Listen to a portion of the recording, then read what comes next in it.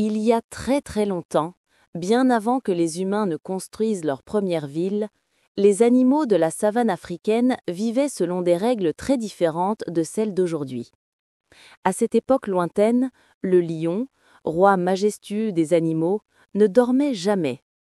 Jour et nuit, il régnait sur son royaume avec vigilance, ses yeux dorés scrutant sans cesse l'horizon, sa crinière flottant fièrement dans le vent. Mais cette histoire raconte comment tout a changé et pourquoi aujourd'hui le lion passe ses journées à dormir paisiblement sous l'ombre des acacias. Dans cette savane ancienne vivait un jeune lion nommé Hasard, dont la crinière commençait à peine à pousser. Contrairement aux autres lions de sa fierté, Hasard était curieux et posait sans cesse des questions. Il voulait comprendre pourquoi le soleil se levait à l'est, pourquoi les étoiles scintillaient la nuit, et surtout, pourquoi son père, le grand roi Léo, ne dormait jamais. Son père lui répondait toujours la même chose: « Un roi ne dort pas, mon fils. Nous devons protéger notre royaume à chaque instant. » Un jour, alors qu'Hasard explorait les limites du territoire de sa fierté, il rencontra une vieille tortue nommée Amara. Elle avait plus de 200 ans et avait vu défiler des générations de lions. Ses yeux sages brillaient de connaissances anciennes. Quand Hasard lui posa la question qui le tourmentait, Amara sourit mystérieusement et dit: « Ah, jeune lion, tu veux connaître le secret du sommeil ? Sache que ton ancêtre, le tout premier roi lion, a fait un choix qui a changé le destin de tous les lions à venir. Si tu veux comprendre, tu dois entreprendre un voyage vers le baobab des mémoires, l'arbre le plus ancien de la savane, qui garde en lui toutes les histoires oubliées. » Hasard, brûlant de curiosité, décida de partir immédiatement. Il voyagea pendant 3 jours et 3 nuits à travers la savane, traversant des plaines infinies où les herbes dorées ondulaient comme des vagues, franchissant des rivières peuplées de crocodiles endormis et escaladant des collines rocheuses sous le regard curieux des girafes. Pendant son voyage, il remarqua quelque chose d'étrange. Tous les animaux semblaient épuisés. Les zèbres tressaillaient au moindre bruit, les gazelles avaient les yeux rougis par le manque de sommeil, et même les puissants buffles marchaient d'un pas lourd et fatigué. Finalement, au crépuscule du 3e jour, Hasard aperçut le baobab des mémoires. C'était un arbre gigantesque, si large que 20 éléphants auraient pu se cacher derrière son tronc, si haut que sa cime semblait toucher les nuages. Ses branches tordues s'étendaient dans toutes les directions, comme les bras d'un sage millénaire. Quand Hasard s'approcha, une voix profonde et résonnante émana de l'arbre lui-même. « Bienvenue, jeune lion, je t'attendais. » Hasard, surpris mais pas effrayé, demanda: « Comment peux-tu parler, noble arbre ?» Le baobab rit, un rire qui faisait trembler ses feuilles. « J'ai vécu 1000 années et j'ai absorbé la sagesse de la terre. Je connais toutes les histoires, y compris celles que tu cherches. Mais avant de te la raconter, réponds-moi, es-tu prêt à accepter la vérité, même si elle change ta vision du monde ?» Le jeune lion hocha la tête avec détermination. Le baobab soupira, et ses branches commencèrent à bouger, projetant des ombres dansantes sur le sol. Dans ces ombres, Hasard vit apparaître des images du passé, comme un théâtre magique qui se déroulait devant ses yeux émerveillés.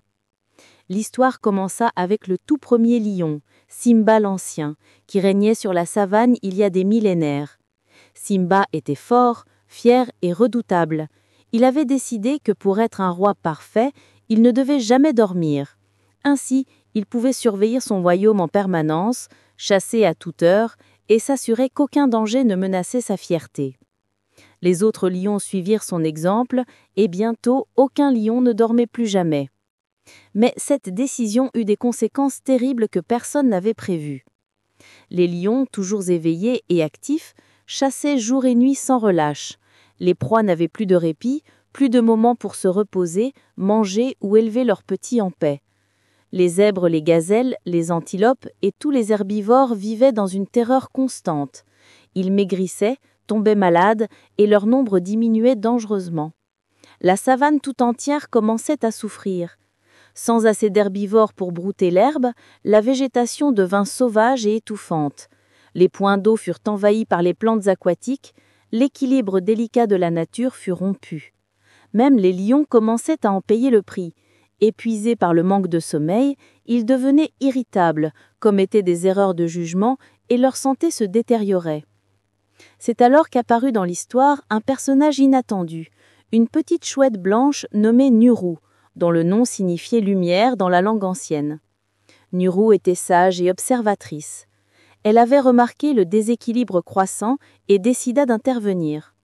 Un soir, elle se posa courageusement devant Simba l'Ancien et lui dit « Grand roi, ta force fait ta fierté, mais elle détruit aussi ton royaume. Un vrai roi ne doit pas seulement être puissant, il doit être sage. Et la sagesse consiste à comprendre que tout dans la nature a besoin d'équilibre. » Simba, d'abord en colère d'être défié par une si petite créature, voulut la chasser. Mais Nuru continua « Observe-moi, grand lion, je dors le jour et je chasse la nuit.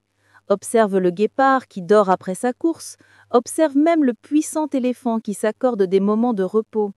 Le repos n'est pas une faiblesse, c'est une force. C'est pendant le sommeil que le corps se régénère, que l'esprit trouve sa clarté et que la sagesse s'installe. » Nuru proposa alors à Simba un défi. « Dors seulement une journée, du lever au coucher du soleil, et observe ce qui se passe dans ton royaume. Si tu trouves que c'est une erreur, tu pourras reprendre tes habitudes. » Simba, intrigué malgré lui, accepta le défi. Pour la première fois de sa vie, il ferma les yeux pendant que le soleil brillait dans le ciel. Ce qui passa fut extraordinaire. Pendant que Simba dormait, les animaux de la savane retrouvèrent la paix. Les gazelles purent brouter tranquillement, les zèbres jouaient avec leurs poulains, les oiseaux chantaient joyeusement. La nature semblait respirer de soulagement. Et quand Simba se réveilla au coucher du soleil, il se sentit transformé. Son corps était reposé, son esprit était clair, et pour la première fois, il voyait sa savane non pas comme un territoire à dominer constamment, mais comme un royaume à protéger avec sagesse. Cette nuit-là, Simba chassa avec une efficacité qu'il n'avait jamais connue. Ses sens étaient aiguisés, ses réflexes rapides, sa force décuplée. Il comprit alors la vérité profonde que Nuru lui avait enseignée. Le repos n'était pas l'opposé de la puissance, mais sa source.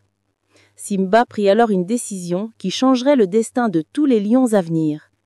Il déclara que, désormais, les lions dormiraient pendant les heures les plus chaudes du jour, sous l'ombre protectrice des arbres, et chasseraient à l'aube, au crépuscule et pendant la nuit fraîche. Cette nouvelle règle restaura l'équilibre de la savane. Les proies eurent le temps de se reposer et de se reproduire pendant la journée, et les lions devinrent des chasseurs encore plus redoutables grâce à leur sommeil réparateur. Les images s'effondrèrent, et Hasard se retrouva face au baobab des mémoires. Le vieil arbre murmura « Voilà pourquoi les lions dorment le jour, jeune Hasard.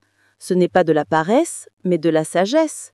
C'est l'héritage de Simba l'Ancien, qui a eu le courage d'écouter une petite chouette et de changer ses habitudes pour le bien de tous. » Hasard retourna vers sa fierté, le cœur rempli d'une nouvelle compréhension.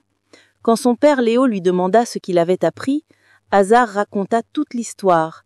Le vieux roi sourit et dit « Tu as découvert un secret important, mon fils. Être roi ne signifie pas être toujours en action. Parfois, la plus grande force réside dans la capacité de se reposer, d'observer et d'agir au bon moment. » Et, depuis ce jour, Hasard regarda différemment les longues siestes de sa fierté sous le soleil africain. Il comprit que chaque lion endormi honorait la sagesse de Simba l'Ancien et de Nuru la Chouette. Et quand il devint roi à son tour, il transmit cette histoire à ses propres petits, leur enseignant que la véritable sagesse consiste à connaître non seulement quand agir, mais aussi quand se reposer.